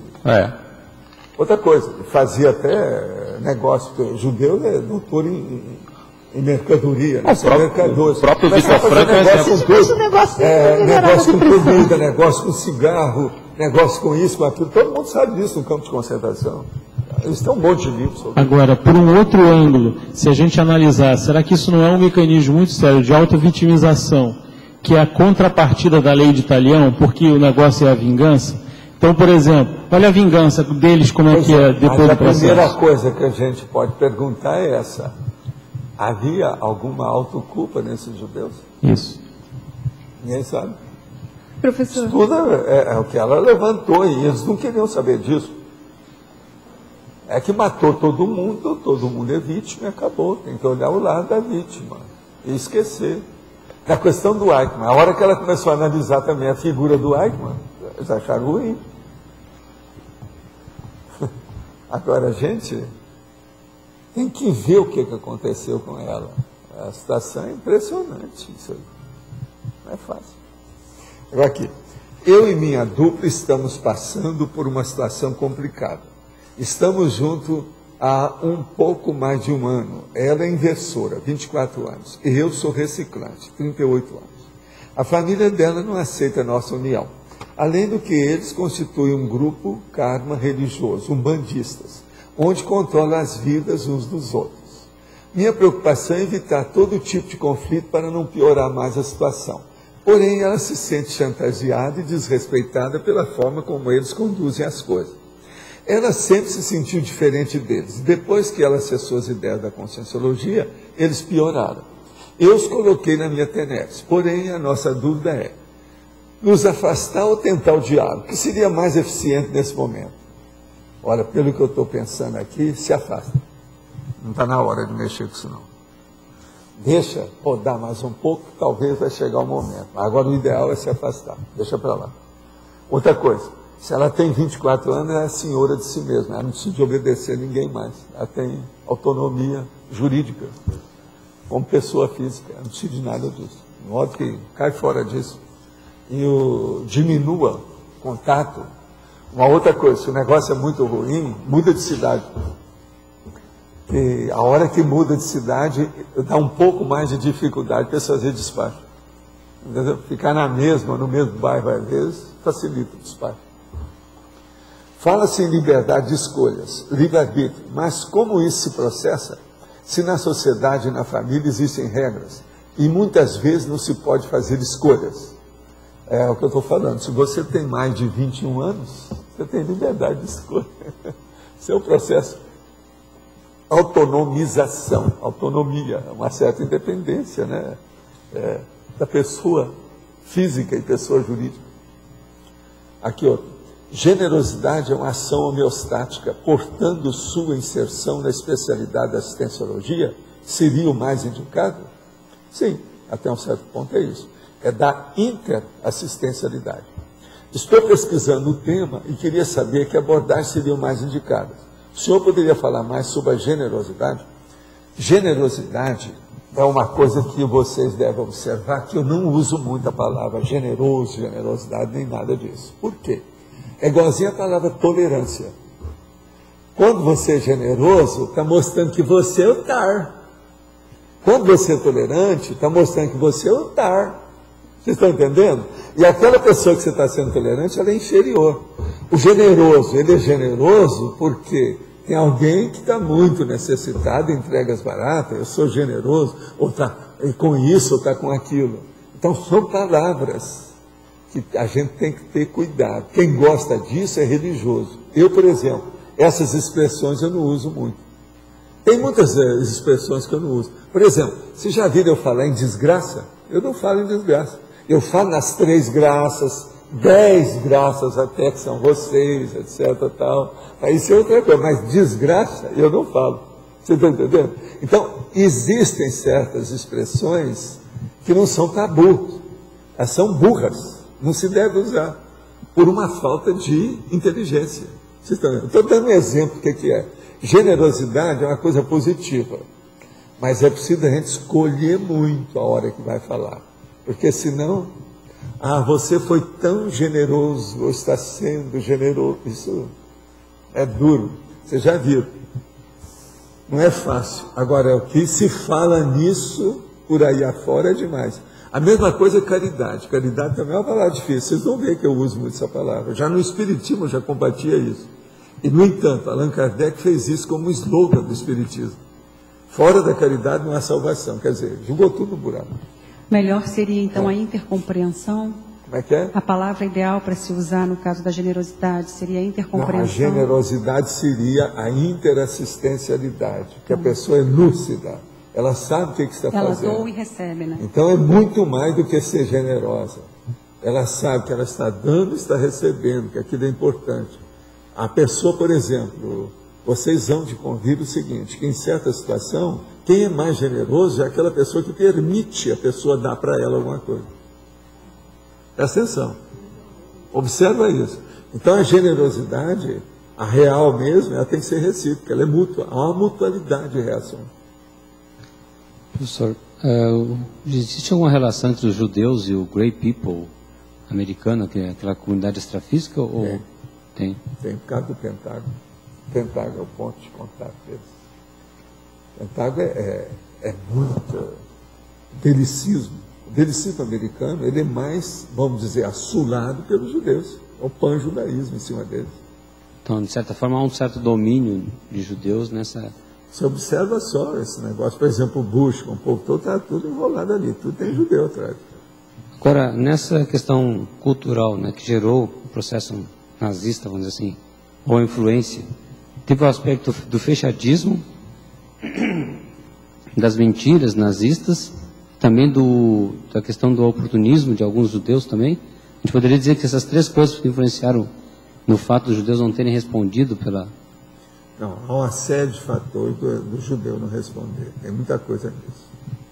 Entendeu? Há muita coisa. Então, além da cultura, além da mentira nazista... E outra coisa, eles são bons quando eles querem reagir. Eles são bons de guerra. Atualmente, por exemplo, um dos melhores exércitos que tem vivo, tem por aí, é o de Israel. Então o negócio é o seguinte, nada disso aí mostra a realidade. A coisa é mais embaixo, a coisa é mais séria. Agora, tem alguma coisa que seja principal nesse aspecto?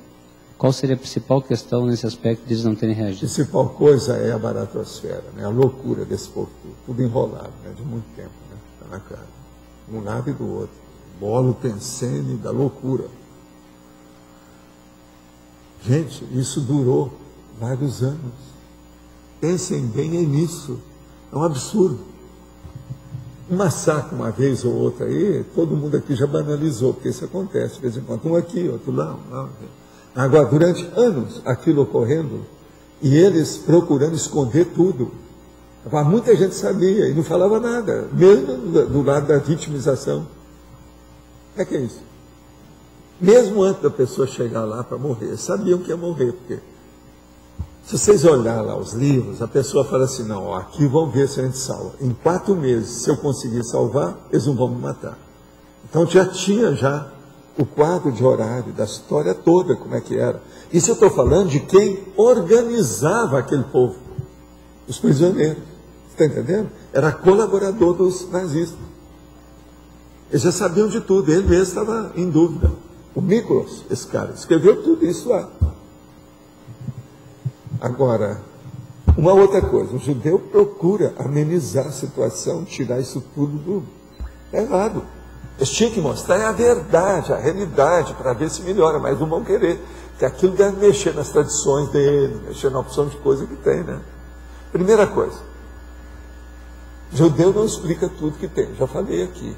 O segredo deles é a alma do negócio, é a coisa mais séria que tem. Então, veja, como é que eles vão explicitar tudo que aconteceu se normalmente eles já escondem uma opção de coisa?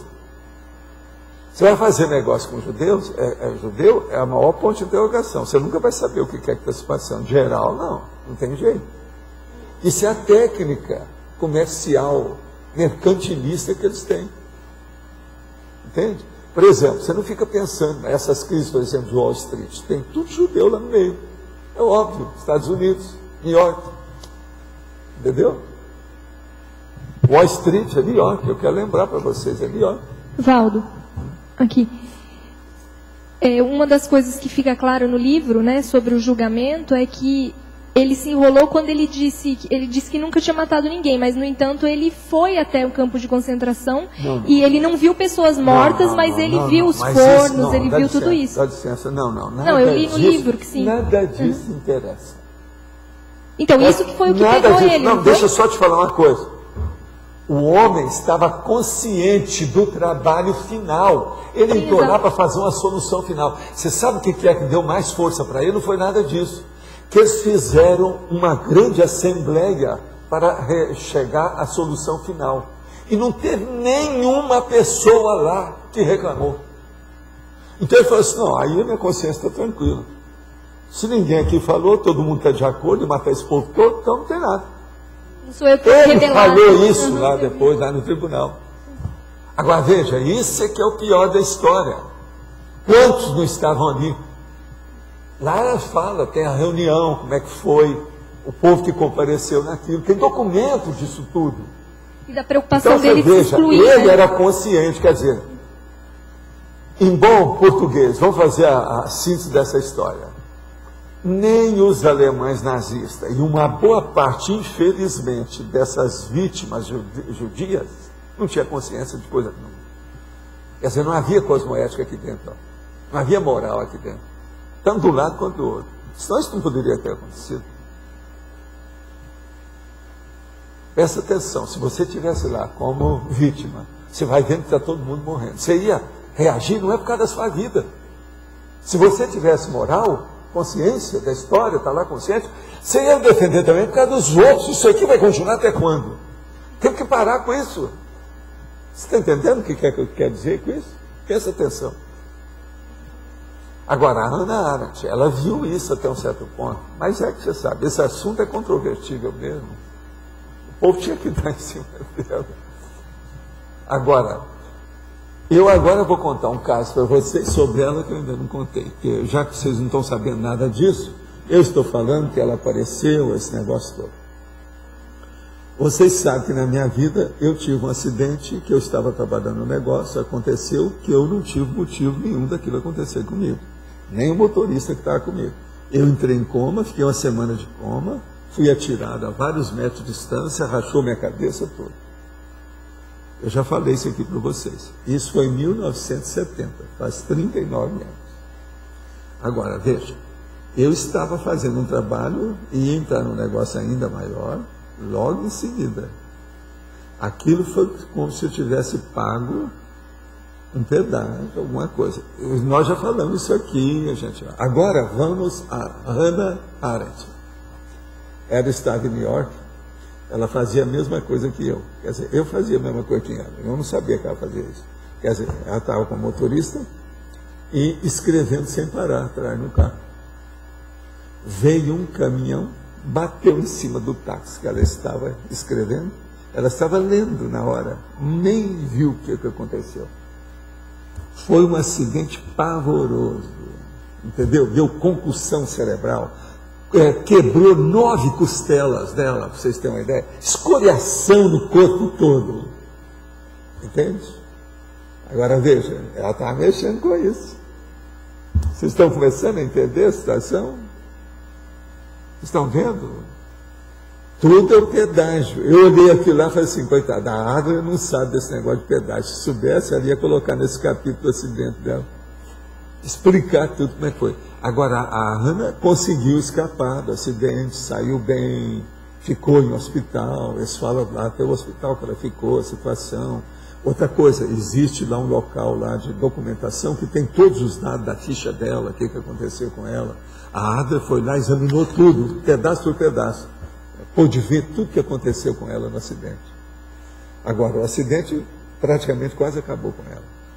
Agora, ela não passou assim uma semana de coma igual eu, não. Mas ela perdeu o sentido, houve concussão cerebral. Eu, por exemplo, eu não quebrei 9 costelas.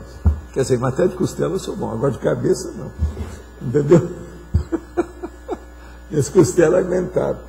Mas o mais, braço saiu fora, quer dizer, uma opção de coisa, né? Agora, então, vocês vejam, é a mesma coisa. A mesma coisa. Então, o problema é esse. Existem certos acidentes difíceis de você interpretar. Ela hoje já deve ter interpretado isso aí, como é que foi. O caminhão que bateu no carro e parece que bateu no outro carro, bateu nesse táxi, em outra coisa. Agora, ela nem viu que ela estava lendo. Entende? Não tinha nada que ver com peixe. Agora você vê o processo, o acidente de percurso que quase foi um definitivo. Né? Como é que chama? Mas quase foi. Entende? Negócio sério dela. Por isso que ela estava mexendo com muitas paixões, né? Muita gente, né? Interesse daquele processo, multidões ali em torno da coisa, não era fácil. Agora, gente, o que mais quer que vocês tenham na interpretação seletiva? Nós estamos fazendo a interpretação seletiva das coisas.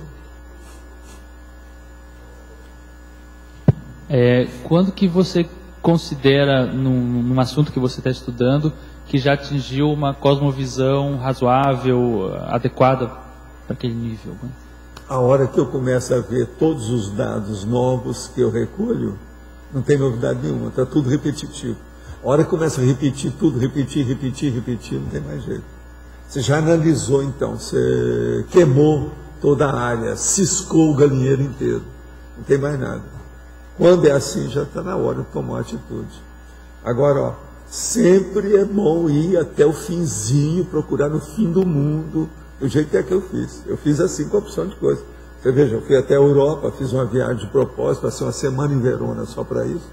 Não foi uma semana, foi 10 dias que eu estive lá, trabalhando, sem parar, do jeito que a Ana fazia.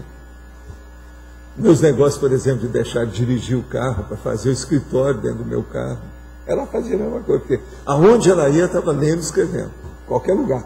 E os carros, porque naquela ocasião eles viajavam muito de trem, ela escrevia no trem, às vezes levava uma pequena biblioteca com material, tudo que ela precisava para fazer pesquisa. Lá explica tudo isso, essa Adler explica tudo da vida. Professor, na invasão da faixa de Gaza, recentemente, teve um grupo de oficiais de altas patentes israelenses que recusaram-se a participar. Eu já falei nisso aqui. E ficaram presos, ninguém se comenta o que houve com eles, o que se passa. Mas é interessante que, devido até às patentes de altos escalões, mas isso aconteceu várias vezes em Israel. Agora esse aí é que ficou mais sério, porque eram oficiais que não querem matar palestino. Agora veja, esses aí não são desertores. Pior é isso. Entende? Existe um grupo de jovens que já foram presos, me parece, mais de 6 vezes. Completam um certo faixa etária, é obrigado a servir. E eles se recusam. Ficam presos 6 meses, solta, volta outra vez, não vai. E está um ciclo já meio vicioso. É o processo da posição moral, né, da pessoa, que ela não quer ser belicista. Quer dizer, tem muito judeu inteligente nessa história. O senhor comentou outro dia que os gerontes têm tendência a ter problemas na pálpebra. Estou com 60 anos e tenho flacidez congênita nas pálpebras, que ocasionou a queda da pálpebra esquerda recentemente. Isso é a ptose que chama.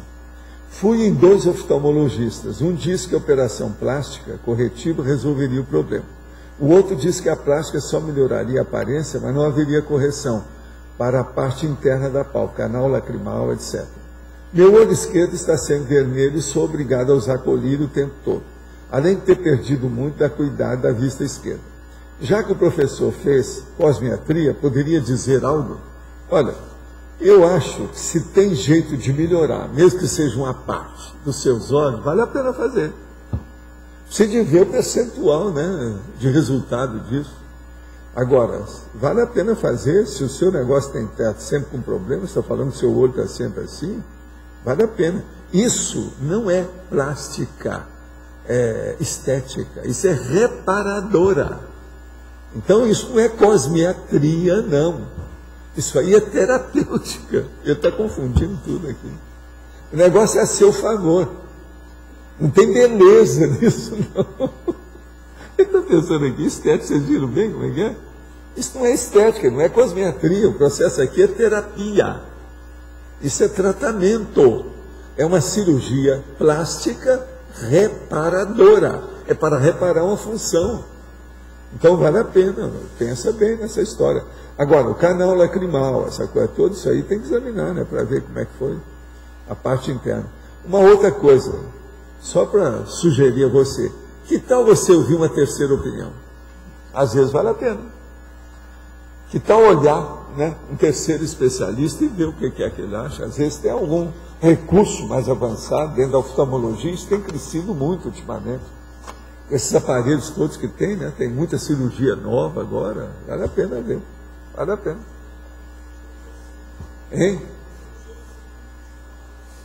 Não, essa cirurgia é simplíssima. Aí era o caso de perguntar para o nosso amigo, você tem medo de bisturi? Pode ser que seja. Às vezes é. Né? Se tem medo de bisturi, você vem aqui que eu vou te puxar a orelha. Mas fala. Vou fazer a pergunta da tertúlia passada. Pois não, e tem a ver com uma pergunta de uma pessoa que fez aí agora. Na tertúlia passada, o senhor fez a tertúlia era elitismo, né? E aí, na caracterologia, o senhor tinha colocado no intrafísico, a base era a heteroexclusão artificial. No extrafísico, a base era a autoexclusão natural positiva cosmoética. Aí depois na taxologia, que fazia correlação com a consim, só colocava a pessoa, o fechadismo, né, o fechado, que era o heterolitismo, e o participante, que era o autoelitismo inevitável. Aí a minha pergunta é assim, ó, aí no início da tertúlia, o senhor tinha falado que a gente aqui estava num ponto de ruptura, num ponto de dicotomia. Aí a minha pergunta enquanto consim aqui, a gente chega no momento que a gente já começa a aplicar aqui a autoexclusão cosmoética. É isso que eu estou falando.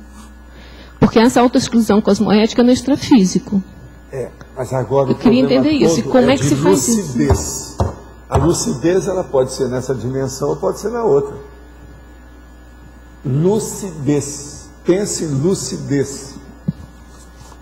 Então, se você está com a lucidez maior aqui, você já começa a ter aquelas reações que você terá mais quando dessomar. E isso é em qualquer área, não é só nisso não. Então o problema nosso é de lucidez. Se a lucidez apareceu, precisa saber, você está se manifestando por qual veículo de manifestação, qual dimensão que você está. Então, a lucidez que interessa, mais é isso. Entende? Então, pela lucidez, se o processo é positivo, se a pessoa tem lucidez, ela vai fazer antes de chegar lá. Muitos de nós, para as próximas vidas agora, para não falar que a maioria aqui, nós todos vamos começar a pensar com extrapolacionismo.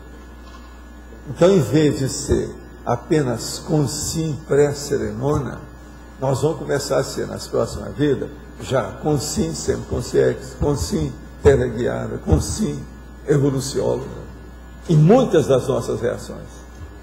Que o extrapolacionismo, ele não tem só de lá para cá, existe daqui para lá. Vamos entender. Eu queria entender isso. Você está começando a entender? Por exemplo, nós não vamos ter extrapolacionismo só porque veio o benfeitor, um evoluciólogo, e ajudou a gente a ter uma vivência mais evoluída do que aquela que nós estamos no nível. É uma acima da nossa. Porque nós já vamos começar a raciocinar assim, pontualmente, numa certa direção. Você já vai pensar certas coisas mais avançadas por você, e aquilo vai começar a ficar, vamos dizer, rotineiro para você. Então, o extrapolacionismo, aquele que para nós hoje é raro, ele vai se tornar habitual. Você está começando a entender?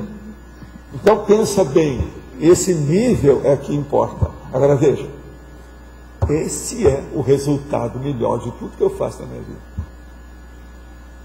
Todos os meus livros, o resultado mais sério é esse. Eu estou ajudando vocês a alcançar o extrapolacionismo, que geralmente vocês não têm nem ideia do que era isso. Era ou não era? Muita gente nunca pensou nisso. Agora veja, o extrapolacionismo é a base do problema evolutivo. Entende? É aquele pé que você colocou no próximo passo, no próximo degrau, da subida, da escalada, da ascensão do problema evolutivo. Tem lógica isso para você? Agora pensa, tem uma opção de coisa que a gente está conseguindo adquirir agora. Na próxima, nós vamos pegar além disso, sempre além, sempre avante. Então, um passo à frente, vamos pensar. E são muitas áreas, de tudo quanto é tipo que a gente vai entrar lá. Agora, você veja aí essa minha insistência da gente debater certos assuntos, eu voltar, fazer a técnica da circularidade, a gente tem que ter paciência de estar repetindo, abato-pensenidade de propósito. Por exemplo, extrapolacionismo, praticamente, atualmente, a maioria de vocês que frequentam aqui, vocês já estão com a noção perfeita do que eu quero dizer. Sendo que, há uma década atrás, ninguém tinha ideia nem disso, nem sabia que isso existia. Agora veja, é verdade ou não é? Agora, com esse extrapolacionismo, só isso, presta atenção, o que é que... Porque o problema todo é o seguinte, para as coisas funcionarem com uma consciência, quanto mais autolucidez ela tem do mecanismo daquela manifestação, melhor para ela. A manifestação, ela engrandece, ela potencializa, ela se expande. Tira proveito. Você entendeu? Mas não é só tirar proveito, é cognição. Cognição. Por exemplo, muita gente que às vezes você até conhece, às vezes está recebendo assistência de amparador, eventualmente. Ela nunca pensou nisso, ela nem admite que tem amparador, não quer saber de nada. Você está entendendo a ignorância absurda, surda, muda e cega de tudo quanto é jeito? Ela não apreende a nova realidade, é isso, né? Então agora, vocês estão entrando na apreensão da Neo-Verpom. Por que é que eu chamo Neo-Verpom? É o neoconstructo, o neoconceito avançado. Você está entendendo, Djalma? A lógica do que eu estou falando, a estrutura disso. Agora veja, esse é o mecanismo mais certo para mim, é o que me ajuda mais. Esse trabalho eu estou fazendo em silêncio. Ninguém nunca chegou para mim e falou, quero te agradecer muito, que você me ajudou a entender o que é extrapolacionismo, e eu agora já estou dominando isso. Na próxima vida vai ter gente que vai fazer isso. A gente já pode agradecer. Vocês estão começando a entender? Não, a gente já agradece agora. E outra coisa, eu estou falando em extrapolacionismo. Agora veja, é um monte de condições dessas. E os outros fenômenos que nós estamos falando aqui? Mesmo com a visão... Vocês vão começar a dar valor, por exemplo, daqui a pouco, que eu já comecei a falar nisso já algumas vezes, sobre a aparição hipnopômpica. Muitos de vocês já tiveram isso, e passou batido. É da ignorância absurda. A ignorância absurda que eu estou falando quer dizer aquela absoluta. Entendeu? Então pensa. Aí nesse caso aí é a sutileza. Agora nós temos, sabe, Rosa, fica de olho você, o que eu tenho pedido para a Adriana também, e pedido para a Mabel. Fica de olho nas sutilezas dessas coisas, que para mim isso não é mais sutileza. Não sendo sutileza, às vezes, eu não dou o valor que eu devia de dar por causa de vocês. Você está entendendo? Então, quando você lembrar uma coisa dessa, fala para mim, que é o que eu tenho pedido para o Lost. O Lost, de vez em quando, fala, Valdo, é bom você falar isso. Para mim, isso é uma coisa comum, é corriqueiro. Entendeu? Mas para vocês não é. Então, eu tenho que afirmar isso mais, mostrar, entrar em detalhes, picotar o negócio. Você está entendendo? Passar o micrótomo no assunto. Ajuda mais vocês. Entendeu? Então, os nossos comerciais, por favor. Obrigado. As pontuações da tertúlia de hoje: 50 assinaturas no livro de presença, 20 perguntas presenciais, 7 perguntas respondidas online, 20 votos online. Teremos os seguintes recados: Maria Isabel, convite do colegiado da Intercooperação, Flávia Gozzi, Mega Store. Teremos 4 verbetes para a eleição de hoje: balonismo, barriga de aluguel, expressão intercambiável, linguagem denotativa. Gostaríamos de dar os seguintes lembretes antes dos recados. Primeiro, nós temos aí a nova página da tertúlia online. Então, para quem tiver, quem quiser acessar, lembrar que deve ativar um programa chamado Controle ActiveX, que fica no canto superior do navegador, geralmente o Internet Explorer. Então, na hora que aparecer Controle ActiveX, por favor, ativar esse programa, que aí a página irá rodar normalmente. Sobre os vídeos estão sendo disponibilizados em número de 7, ou seja, a última semana estará sempre disponível aqueles vídeos. Então, o vídeo de hoje, assim que for carregado, o vídeo de uma semana atrás será desconectado, ficará indisponível. E um outro recado também, a gente gostaria de lembrar as medidas de profilaxia da gripe A. Então, continuar com as medidas, nós estamos disponibilizando álcool em gel. Então, sempre as pessoas que vieram ao tertuliário, também em casa e aqui para o CEEC, está lembrando de manter as medidas de prevenção. Ok? Boa tarde a todos. Mais uma vez estamos aqui para convidar, para o Unicim convidar para o colegiado da Intercooperação, que vai ser segunda-feira, 7 de setembro, no discernimento às 16 horas. Vai ser a tabulação do censo, os resultados, e a eleição do novo gestor do discernimento. Contamos com vocês. Obrigada. Bom, pessoal, o último recado é para avisar que hoje é o último dia da promoção da Mega Store. A gente vai estar fechando as portas hoje, reabrindo daqui a 30 dias, com a livraria sob uma nova coordenação. Então, temos ainda alguma coisa em estoque, quem quiser aproveitar, tá? Nossos livros e moletons e mantas estão com 50% de desconto. Obrigada, boa tarde.